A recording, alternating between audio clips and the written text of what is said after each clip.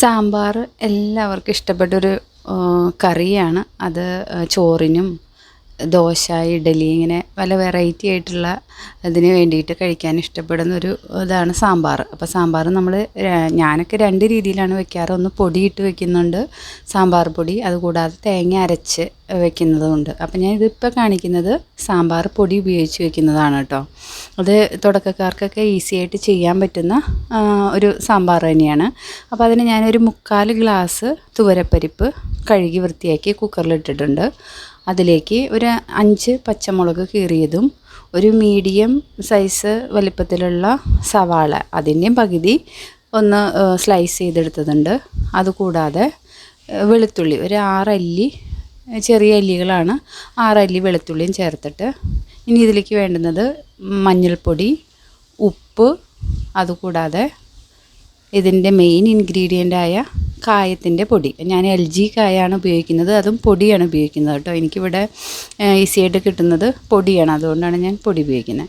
അപ്പോൾ ഇത്രയും ചേർത്തിട്ട് നമുക്ക് കുക്കറിൽ അതിനെ സിമ്മിൽ വെച്ചിട്ട് ഒരു വിസിൽ മതി, പരിപ്പൊക്കെ വെന്ത് കിട്ടും വേഗം. അപ്പോൾ അത് അടുപ്പത്ത് വെക്കുകയാണ് കേട്ടോ. അപ്പോൾ ആ സമയത്തിനുള്ളിൽ നമുക്ക് ഞാനിതിലേക്ക് എടുക്കുന്ന കഷ്ണങ്ങളെന്ന് പറയുന്നത് മത്തങ്ങ, മുരിങ്ങക്കായ, വെണ്ടക്കായ, പിന്നെ നോർമലായിട്ട് തക്കാളി. അപ്പോൾ ഞാൻ ഈ വലുപ്പത്തിലുള്ളൊരു മത്തങ്ങയുടെ കഷ്ണമാണ് എടുത്തിട്ടുള്ളത്. ഒരുവിധം പഴുത്ത മത്തങ്ങ തന്നെയാണ് കേട്ടോ. അപ്പോൾ അത് നന്നായിട്ട് ഉടഞ്ഞൊക്കെ കിട്ടുന്നതും ടേസ്റ്റും ഇങ്ങനെ ഇത്തിരി മധുരമൊക്കെയുള്ള പഴുത്ത മത്തങ്ങ തന്നെയാണ്. അപ്പോൾ അതിൻ്റെ കുരുവൊക്കെ കളഞ്ഞ് തൊലിയും കളഞ്ഞ് ഒരു മീഡിയം വലിപ്പത്തിൽ, അതായത് വലിയ കഷ്ണങ്ങളല്ല, ഒരു ചെറിയ തീരെ ചെറുതുമല്ല, ആ ഒരു സൈസിൽ നമ്മൾ കട്ട് ചെയ്ത് എടുത്ത് വയ്ക്കുന്നുണ്ട്. അപ്പോൾ ഞാനിതിനകത്ത് ഉരുളൻകിഴങ്ങ് ചേർക്കാറില്ല. കാരണം എനിക്ക് ഉരുളൻകിഴങ്ങ് ചേർത്ത് കഴിയുമ്പോൾ അതിനൊരു ചൊടിക്കുറവ് തോന്നാറുണ്ട്. അതുകൊണ്ട് ഞാൻ ഈ ഉരുളൻകിഴങ്ങ് അവോയ്ഡ് ചെയ്തിട്ട് ബാക്കി ഇത്രയും 3 കഷ്ണങ്ങളാണ് ഉപയോഗിക്കുന്നത്, വെജിറ്റബിൾസ് കേട്ടോ. അപ്പോൾ ഈ കുക്കറിൽ ഞാനിപ്പോൾ ഇത് കുട്ടികളായിട്ട് പറയുകയാണ്. കുക്കർ നമ്മൾ യൂസ് ചെയ്യുമ്പോൾ എന്തായാലും നമ്മളാണ് വീടിൻ്റെ ഒരു സേഫ്റ്റിയൊക്കെ നമ്മളൊക്കെ അടുക്കളയിൽ നമുക്ക് മാക്സിമം എങ്ങനെ സേഫായിട്ടിരിക്കാം എന്നൊന്ന് പറയുകയാണ്. അതായത് കുക്കർ നമ്മൾ ഉപയോഗിക്കുമ്പോൾ അതിനകത്ത് ഈ നോസിലിൽ നിന്ന് നന്നായിട്ട് എയർ പുറത്തേക്ക് വന്നതിന് ശേഷം മാത്രം വെയിറ്റ് ഇടുക കേട്ടോ.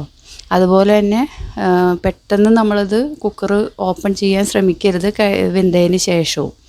അതിൻ്റെ ഇതെല്ലാം പ്രഷറൊക്കെ കുറഞ്ഞതിന് ശേഷം മാത്രം സാവധാനം ഓപ്പൺ ചെയ്യുക. അപ്പോൾ ഞാനിത് ഈ ഒരു ബൗളിൽ ചൂടുവെള്ളത്തിൽ ഒരു നാരങ്ങയേക്കാളും കൂടുതൽ വലുപ്പത്തിലുള്ള കോൽപ്പുളിയാണ് എടുത്ത് ചൂടുവെള്ളത്തിലിട്ട് വെച്ചേക്കുന്നത്. കാരണം ചിലർക്ക് കിട്ടുന്നത് നല്ല ഉപ്പൊക്കെ ചേർന്ന പുളിയായിരിക്കും. അപ്പോൾ നിങ്ങൾ ഉപ്പൊക്കെ നോക്കണം കറി പിഴിഞ്ഞൊക്കെ വെക്കുമ്പോൾ. എനിക്കിതിൽ ഉപ്പ് അധികം ചേരാത്ത തരം പുളിയാണ് ഇവിടെ കിട്ടുന്നത്. അപ്പോൾ അതുകൊണ്ടാണ് ഞാൻ കുറച്ച് കൂടുതൽ എടുത്തിട്ടുണ്ട്. അത് ചതച്ചതൊന്നുമല്ല, അതുകൊണ്ടാണ് ഞാൻ കൂടുതൽ എടുത്ത് വെച്ചിട്ടുണ്ട്. അതും ചൂടുവെള്ളത്തിലിട്ട് വെച്ചേക്കുവാണ്. ഇനി ഇപ്പം മുരിങ്ങക്കായ അപ്പോൾ ഈ സമയത്തിന് നമുക്ക് മുരിങ്ങക്കായൊക്കെ കട്ട് ചെയ്ത് വെക്കാം. മുരിങ്ങക്കായ കട്ട് ചെയ്യുമ്പോൾ നമ്മൾ സൈഡിൽ നിന്ന് ഇങ്ങനെ വലിച്ച് ഒരു വശം കീറി കഴിഞ്ഞാൽ പിന്നെ നമുക്കത് ഓൾട്ടർനേറ്റ് ആയിട്ട് അങ്ങോട്ടും ഇങ്ങോട്ടും മറിക്കുമ്പോൾ ഇത് കീറിയെടുക്കാൻ പറ്റും. അപ്പോൾ ഒരു മാക്സിമം ഇതിൻ്റെ തൊലി കളഞ്ഞ രീതിയിൽ തന്നെ എടുക്കുക. അങ്ങനെ ഒരു മുരിങ്ങക്കായ ആയിരുന്നു, അതിന് 2 പീസായിട്ട് നമുക്ക് കിട്ടിയത്. അപ്പോൾ അതിനെ ഇതുപോലെയുള്ള ഈ ഒരു വലുപ്പത്തിലുള്ള കഷ്ണങ്ങളായിട്ട് മുറിച്ചെടുക്കുക. ഇത് കഴിഞ്ഞിട്ട് നമുക്കിതിനെ ഈ മുരിങ്ങക്കായ്ക്ക് നമുക്കറിയാൻ പറ്റില്ല, ചില മുരിങ്ങക്കായ കിട്ടുമ്പോൾ കയ്പ്പ് രസം ഉണ്ടാവും. അപ്പോൾ നമ്മൾ കറി വെച്ച് കഴിയുമ്പോൾ നമുക്ക് ഇതെന്താ കഴിക്കണേ എന്ന് ചോദിക്കാറുണ്ട് അല്ലേ. അപ്പോൾ ആ കയ്പ്പുണ്ടോ ഇല്ലയോ നമുക്ക് പച്ചയ്ക്ക് നമുക്ക് മനസ്സിലാവില്ല. അപ്പോൾ എപ്പോഴും മുരിങ്ങക്കായ വേവിക്കുമ്പോൾ ഒന്ന് തിളച്ച വെള്ളത്തിലിട്ടിട്ട് ഒരു 2 മിനിറ്റ് അതിനെ മറിച്ചും തിരിച്ചൊക്കെ ഒന്ന് അപ്പോൾ അതിൻ്റെ കട്ട് പോകുന്ന പറയാം. അപ്പോൾ അതായത് പിന്നെ അതിന് കയ്പ്പ് രസം ഉണ്ടാവില്ല. ഇതിൽ നിന്ന് തിളച്ച് അതിൽ നിന്നൊന്ന് മാറ്റിയതിന് ശേഷം പുളിവെള്ളത്തിൽ നമ്മളതിനെ വേവിച്ചെടുക്കും കേട്ടോ. അപ്പോഴേക്കും എൻ്റെ പരിപ്പ് വെന്തിട്ടുണ്ട്. അപ്പോൾ അതിലേക്ക് ഞാൻ മത്തങ്ങ കഷ്ണങ്ങളിട്ട് ഇനി വേറെ ഇപ്പം ഇതിനകത്ത് ഞാൻ വേറെ വെള്ളം ചേർക്കുന്നില്ല. ഇത് വേവാനുള്ള വെള്ളം മാത്രം അതിലുണ്ട് ഇപ്പം അത്യാവശ്യത്തിന്. അതുകൊണ്ട് ഞാൻ ജസ്റ്റ് അത് അടച്ച് വെച്ച് വീണ്ടും ഒരു വിസിൽ അടിച്ച് മാറ്റി വയ്ക്കുക. നമ്മൾ പുളിയൊക്കെ ഞാൻ പിഴിഞ്ഞെടുത്തിട്ടുണ്ട്. ചൂടുവെള്ളത്തിലിട്ടതുകൊണ്ട് തന്നെ വേഗം പുളി നന്നായിട്ട് പിഴിഞ്ഞെടുക്കാൻ ഈസിയാണ് കേട്ടോ. അങ്ങനെ ചെയ്യുവാണെങ്കിലാണ് നല്ലത്. അപ്പോൾ അത് പിഴിഞ്ഞെടുത്തു. ഇനി അതിലേക്ക് കുറച്ച് മഞ്ഞൾപ്പൊടി, അതുപോലെ തന്നെ ഉപ്പ്, മുളക് പൊടി, ഒരു സ്വല്പം മല്ലിപ്പൊടി. ഇപ്പോൾ സാമ്പാറിൻ്റെ മസാല പൗഡർ ഞാൻ ഉപയോഗിക്കുന്നത്. അപ്പോൾ ഓൾറെഡി അതിനകത്ത് കാണും. എങ്കിൽ പോലും ഞാനൊരു സ്വല്പം എന്ന് തന്നെ പറയാം മല്ലിപ്പൊടി ചേർക്കുന്നുണ്ട്.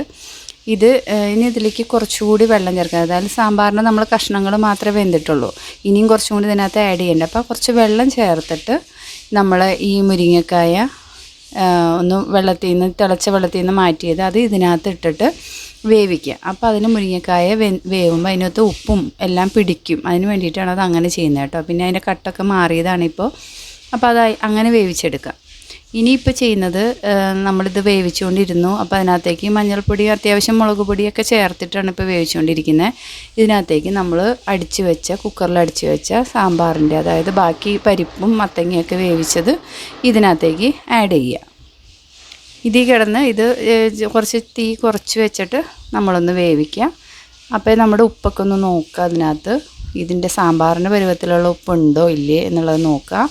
ഇപ്പോൾ നമ്മൾ പുളിയൊക്കെ ഓൾറെഡി പിഴിഞ്ഞതാണ്, അപ്പോൾ ചിലപ്പോൾ ഉപ്പിൻ്റെയൊക്കെ കുറവ് കാണും. അപ്പോൾ നിങ്ങളുടെ ആവശ്യം നോക്കിയിട്ട് ഉപ്പ് ഇതിനകത്ത് ചേർക്കുക. ഇതിപ്പോൾ ഇങ്ങനെ തിളച്ചുകൊണ്ടിരിക്കും. പിന്നെ ഞാനിടുന്ന കഷ്ണങ്ങൾ വെണ്ടക്കായയും തക്കാളിയാണ്.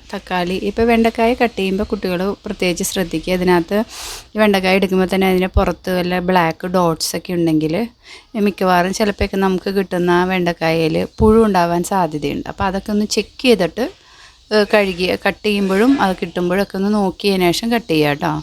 അപ്പോൾ ഇതിനകത്തേക്ക് ഞാനിനി ബ്രാഹ്മിൺസിൻ്റെ സാമ്പാർ പൊടി ചേർക്കുകയാണ്. ഇപ്പോൾ ഒരുവിധം അതൊക്കെ തിളച്ചു വെന്തു. ഇനി ആ പൊടി ചേർക്കുന്നു. അത് ഞാൻ എൻ്റെ സാമ്പാറിന് തന്നെ എടുക്കുന്ന ആ തവിയിൽ കുമിച്ച് തന്നെയാണ് എടുത്തിട്ടുള്ളത്. അത് ഈ ഒരു തവി പൊടി ചേർക്കുന്നുണ്ട്. ഇനി ഇത് കൂടാണ്ട് ഇതിന് കളറിന് വേണ്ടിയിട്ട് കാശ്മീരി ചില്ലി പൊടി അത് 3/4 ടീസ്പൂണോളം ചേർക്കുന്നുണ്ട് കേട്ടോ. അപ്പോൾ സാമ്പാറിൻ്റെ ഒരു കളറും, നമ്മൾ എരിവിൻ്റെ മുളക് പൊടി ചേർത്തിട്ടുണ്ട് ഓൾറെഡി, പച്ചമുളകും ചേർത്തിട്ടുണ്ട്. എങ്കിലും ഇതിനൊരു കളർ കിട്ടാൻ വേണ്ടിയിട്ട് കാശ്മീരി ചില്ലി ചേർത്ത് അതൊന്ന് വേവിച്ച് അതിപ്പോൾ തിളച്ചുകൊണ്ടിരിക്കുകയാണ്.